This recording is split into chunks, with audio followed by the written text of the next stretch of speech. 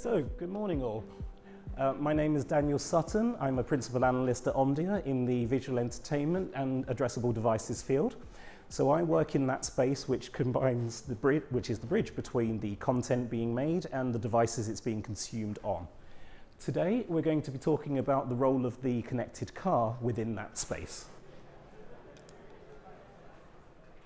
So this is a little bit about who I am. In fact, I might as well have just used that.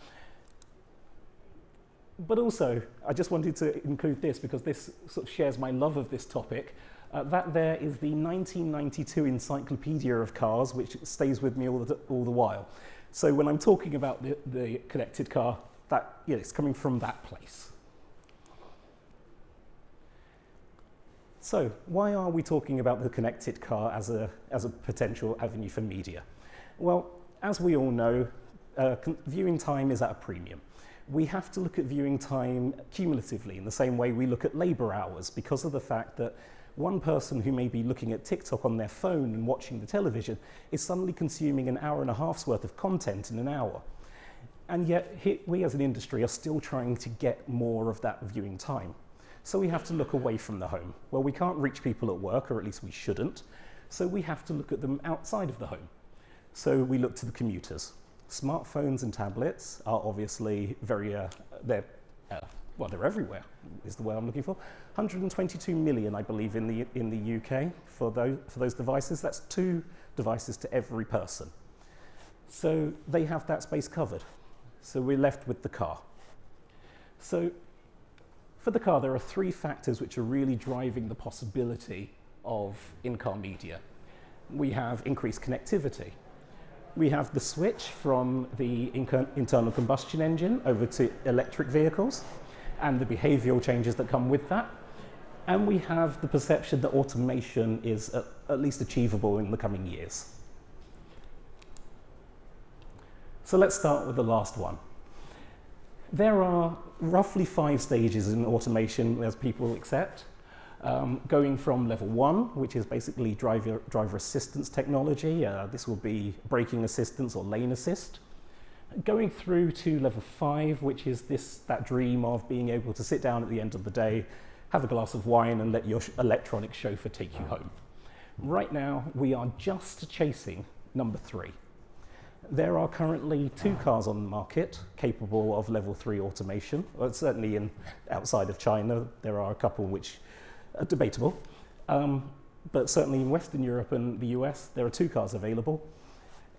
By the end of this year, our sister company Wards expect those cars to make up between 2 and 11% of car sales, which makes sense when you consider that the only cars at the moment with level 3 automation all cost in excess of £100,000 once you factor in the cost of the system.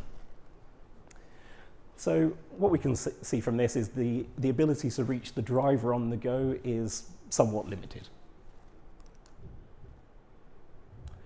So then we have to think about that change from the internal combustion engine to EV. So the behavioural change, obviously, is that charging an EV takes substantially longer than filling up at a petrol tank. This is why we saw some of the original interest from Tesla into building in these systems.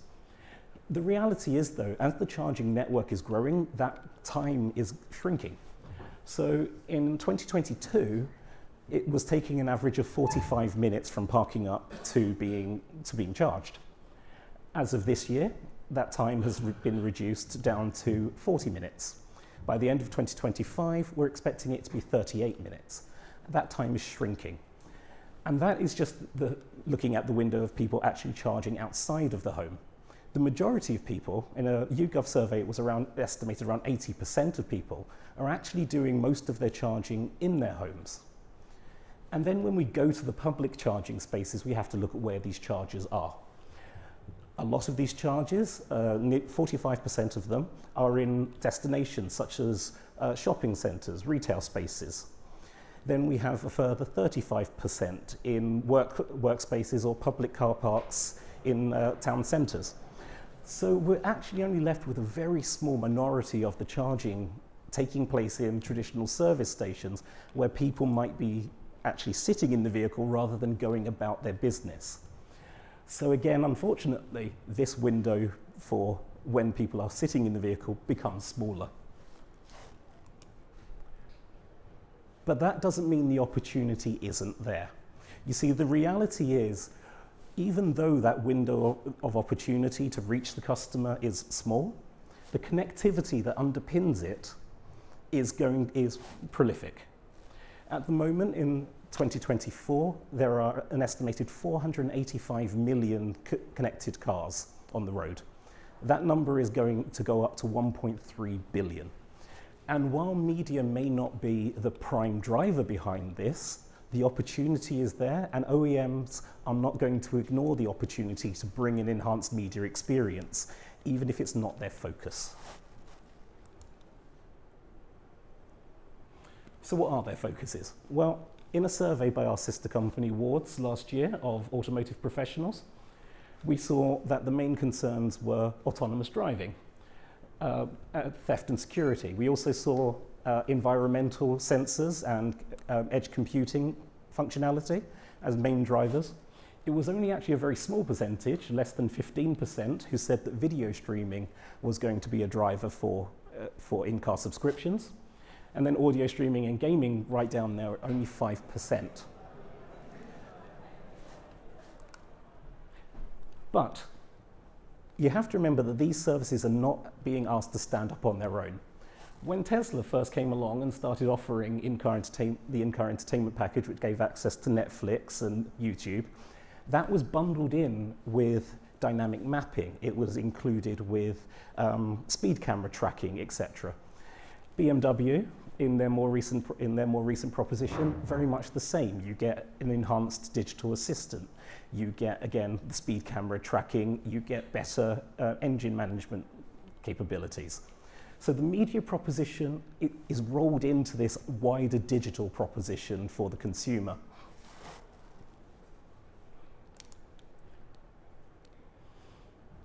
Of course, whenever we start to talk about any kind of media, we have to consider the fact, I think the best way to describe these two companies is less that they are sharks, more they're whales. They take up a lot of space in any digital environment. Now, for some people in this room, that is actually a benefit. If you are familiar with delivering content to Android or Apple devices, you're stepping into an environment where you have a familiar partner.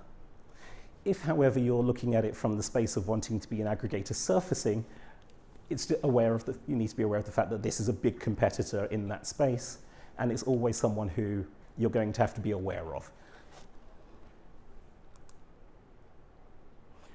Now, a few years ago, Apple came along with the very big claims for their CarPlay 2, that it was going to integrate through the engine management system, and they were going to be delivering all these elaborate dashboard visualizations, etc.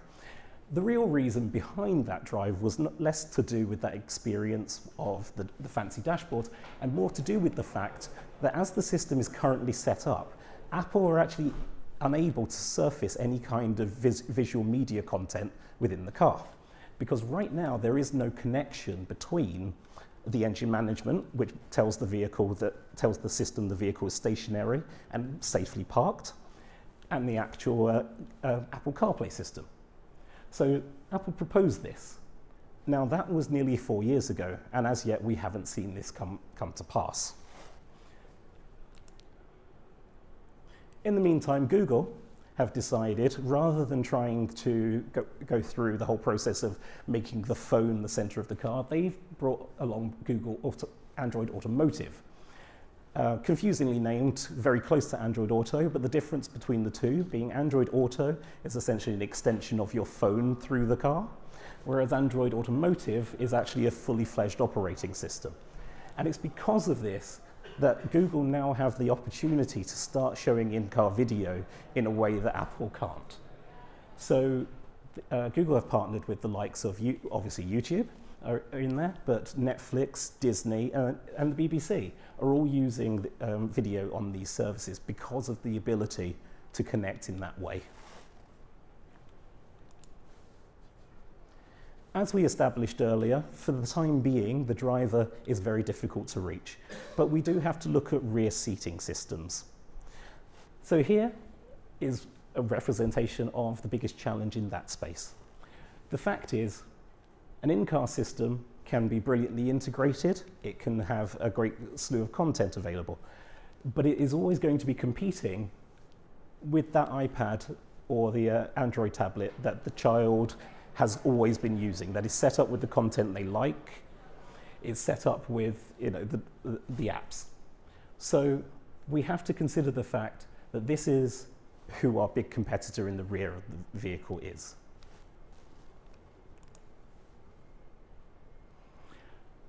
And then finally, on the last bit of bad news, is that unfortunately OEMs aren't necessarily thinking in the same way as we as in the media are.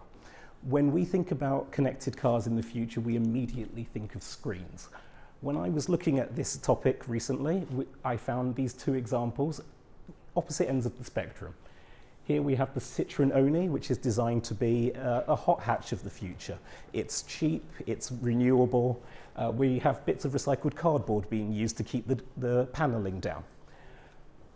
And on the other hand, we have Audi, who are looking at the X-Trail concept, which is a top-of-the-line SUV designed for adventurous outdoors expeditions. In both of these cases, though, you'll notice in here the phone is embedded into the dashboard and running the entertainment system.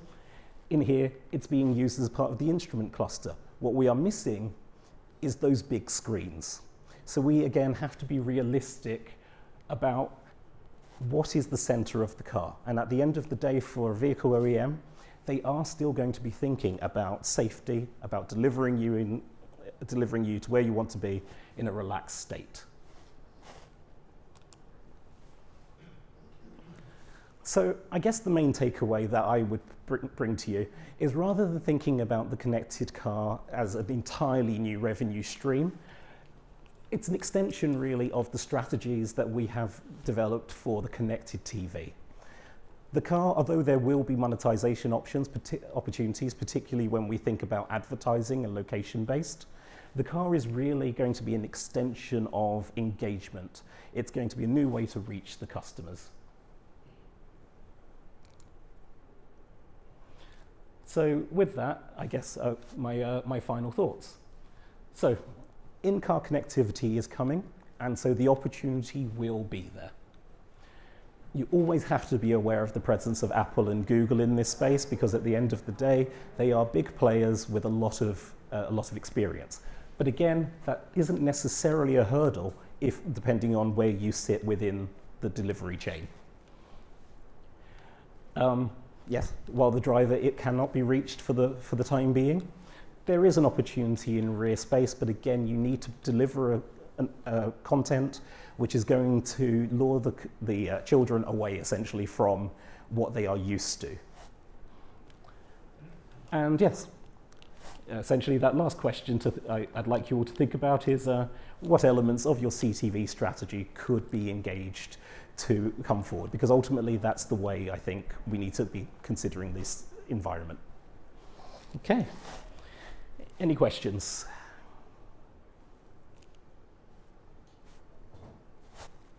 No? Okay. Just one question. Yes? Where do you see a link between automation and entertainment? Do you see that as one platform or separate software systems that would interact somehow? I mean, there will have to be interactions in so much as mentioned with the problems of Apple CarPlay. There needs to be communicated that the vehicle is in a safe condition in order to operate automatically. So, for example, at the moment with the BMW i7 or the Mercedes EQS, that vehicle must be operating in highway conditions, and it must be operating, I believe, under 60 miles an hour. And the system, the car has to be able to communicate to the in-car system that those conditions have been met. Beyond that, I see the automation as an enabler. As we go into more level 3 vehicles, we are going to see the opportunity for more cars to bring in that technology. This year, Jeep or General Motors have actually come along and said that they're going to be releasing a level 3 automated vehicle. We don't have much detail on that yet. And obviously for companies like Tesla, that's a really big target for them. In fact, I would say it's one of the biggest targets they need to meet as other competitors are coming into the EV space. Thanks. Okay. Yes? Are car manufacturers thinking of having their own operating system instead of depending on Google or Apple? For example, like Samsung has now on TV their own operating system, so has LG. And these brands are big brands manufacturing millions of cars every year. So there seems to be a bit like with smart TVs, there seems to be a bit of a mixed strategy going on. So some some OEMs have actually built their own operating system. Mercedes, I believe theirs is Linux-based. And also BMW have got their own operating system. That said, BMW are also doing a dual channel because BMW are also looking at underpinning some of their cars using an Android Automotive version. So I think in their case, they are trying to see where things land and deciding which one is the one to go forward with. So I think for the time being, we are going to see some experimentation where our companies try to work out, is it better to build a full operating system where they have full control, and or do they partner with someone like Google, where yes, they will lose some of that control, they'll have to share data with Google, but it is going to take some of the heavy lifting off of them and allow them to focus on the actual car rather than the operating system. Hello. I noticed you didn't mention radio. No. And to be honest, radio is, for the foreseeable, it is going to remain the main consumption in a car. I don't remember off the top of my head right now, but in a recent BBC poll done by the BBC, the exact majority escapes me, but the majority of not only radio listening, but radio is the main driver in the car, and the majority of time that people actually spend listening to the radio is solely in the car. So, and I don't think that's going to change anytime soon. We were discussing earlier, actually, some of the, which car were we talking about earlier with the Dolby system? Ah, yes, the new Mercedes, thank you, where they've gone full in with a Dolby Atmos system all the way through the car to give this brilliant audio experience. So it is still a massive driver, but yeah, today I wanted to look at sort of that video piece going forward. Okay, at this point, I would like to ask Maximilian and Gear to join me on stage, and we're going to go through our panel. Yes, very good.